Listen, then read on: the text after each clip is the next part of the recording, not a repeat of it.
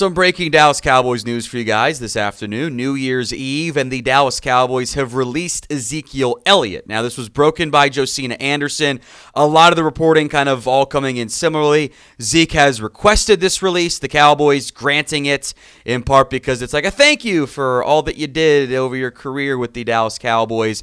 Sounds like Zeke harbors hopes of getting picked up by a playoff team to help make a push. You saw something similar last year when the Jets cut Dalvin Cook and the Ravens picked him up and he played in one of their playoff games in garbage time. You could see something similar for Ezekiel Elliott. Two things I wonder here, and we'll go more in depth on some of the other stuff around Zeke overall. Two things I wonder. Number one, did a team already kind of backdoor their way, hey, if you get released, we've got interest in you? A team like maybe the Lions, given their injuries in the running back room, and Craig Reynolds, although he's been a little bit more effective than Zeke this year, isn't exactly a household name or a superstar caliber player to give the occasional breather to Jahmyr Gibbs. They're an obvious playoff threat. That could potentially make some sense for Detroit. And if there wasn't already that kind of behind-the-scenes, agent reaching out to teams, behind the, back channel stuff, does anybody want Ezekiel Elliott? This was not a good reunion for the Cowboys and Zeke. We know that. It didn't go well. It was a disappointing season. I don't think anyone involved, period, unless you were actively cheering against Zeke, wanted it to go the way that it did. I don't think, averaging just over 3 yards per carry, a couple of touchdowns, at least he got one to kind of wrap it up 2 weeks ago. I don't think this is how people wanted it to go. I think there is plenty of disappointment around the way things ended with Ezekiel Elliott and the Dallas Cowboys. And I think there was frustration, too. I don't think Zeke was happy with his role. If he was, he probably wouldn't be asking to be released right now. I don't think that the Cowboys were happy with some of the ways Zeke handled things. That's why he got suspended for a game. He had 74 carries for 226 yards and 3 touchdowns this year. That's not good. We can acknowledge that and identify, that's not the elite running back he was in his prime. So I think there is some disappointment, frustration, and frankly, regret probably from all sides involved. I think Zeke wanted more touches, and I think the Cowboys wanted Zeke to be better than the guy that they got for the 15 games this season. So the pinned comment is this, and we'll spend some more time on it here. Did the Cowboys make a mistake in re-signing Ezekiel Elliott? Why for yes and for no? Go vote the pinned comment of today's show. I don't want to make this like some, in general, and you may have seen my tweets on it. I am very annoyed by the social media conversation around Ezekiel Elliott. I think it has just been silly. Nobody wants to admit mistakes online or in person or in life at all anymore. No one wants to admit they were wrong. And there is a subsection of Cowboys fans that are adamant Zeke is the same guy he was in his prime, and he's clearly not. He's clearly not. And it is frustrating to me the Cowboys took so long to realize that Rico Dowdle was very clearly the better back on the roster. Like, they very clearly had a better back in Rico Dowdle. And trying to do this whole, Zeke still should be the lead back. And I don't think it, and I wonder if Mike McCarthy would ever say it publicly. I don't think Mike wanted to start Zeke. I don't think Zeke getting the RB1 start against the Cleveland Browns was really a Mike McCarthy decision. I think that came from above. I think that came from Jerry Jones and company, given how much they still love Ezekiel Elliott. And I think that was very telling with the suspension stuff. Like, Zeke got suspended because he wasn't showing up on time. He was missing meetings. He was sleeping in meetings, again, which is not new information. He did that. If you ever watched the Amazon All or Nothing series, he did that then. He was falling asleep in meetings. That happened. And it was different when you're the best back in football. The leeway's much greater. When you're averaging under 3.5 yards per carry over the course of a season, the leeway goes away.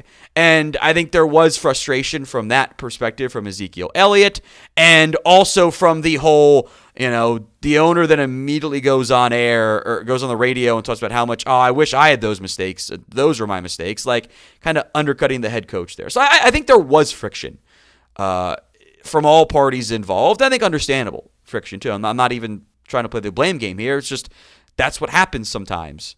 I don't begrudge Zeke for looking for a bigger role. I get that.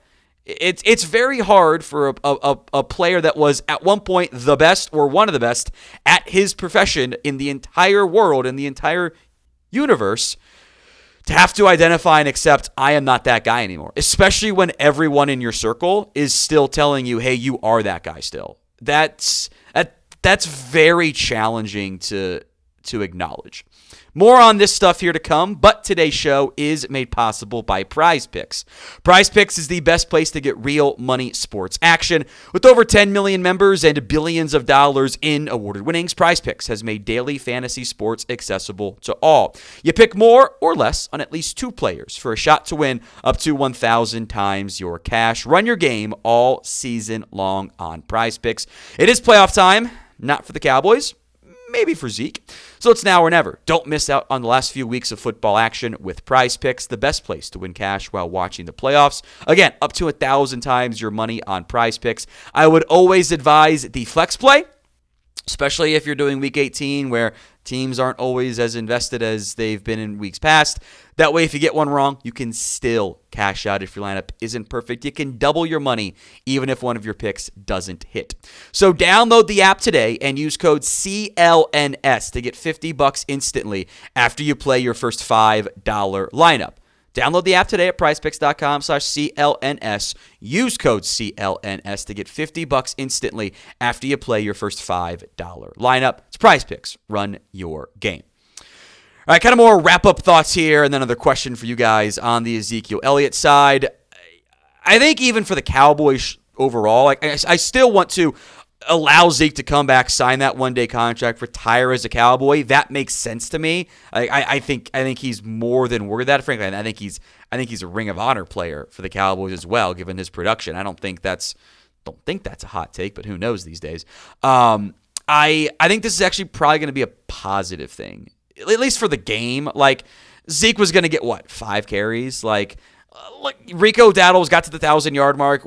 Let him be the lead back. That's fine. And then give Malik Davis a chance. Give Deuce Vaughn a chance. Let Hunter Lipke be the short yardage, third down, and the short yardage stuff, not just the pass protector. He already took that role from Ezekiel Elliott. When it's 3rd and 1, let's put Lipke out there and see if he can handle that role and truly be the Zeke version here. I think that even if it's just a game, and don't fumble again, that's, I think, more beneficial than trying to do the sunset thing for Zeke. And if he signs with the team, great. I'm not gonna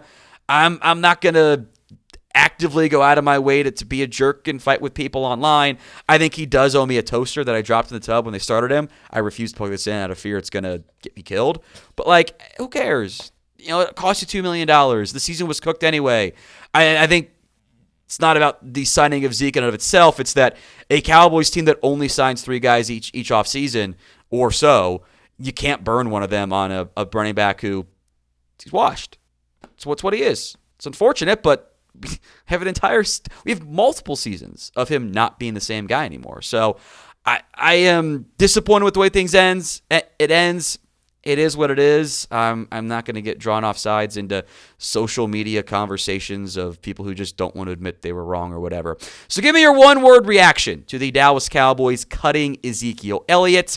Good, bad, indifferent, expected, whatever. Lots of different routes you can go on that one. Give me your one-word reaction in the comment section of today's show. As a reminder, we will be live for the Cowboys and the Commanders Week 18 game. We'll see who's out there. Here's who's not out there. I will give a quick note here as well. A statement from Jerry Jones has been released. Out of respect and appreciation for Zeke and one of the opportunities to pursue a potential playoff participation possible, releasing him from the Cowboys roster today. As I've said many times previously, Zeke's impact as one of the greatest to ever play with the star on their helmet will never change and is etched in our record book in history forever. We thank him, love him, wish him the absolute best. No complaints about that one. Fine send-off statement, and you can edit it and do it when you re-sign him to a one-year deal or a one-day deal and let him retire as a Cowboy. See you guys on Sunday. Oh, actually, we'll be back again Wednesday live for the Texas CFP game. But We'll see you guys then.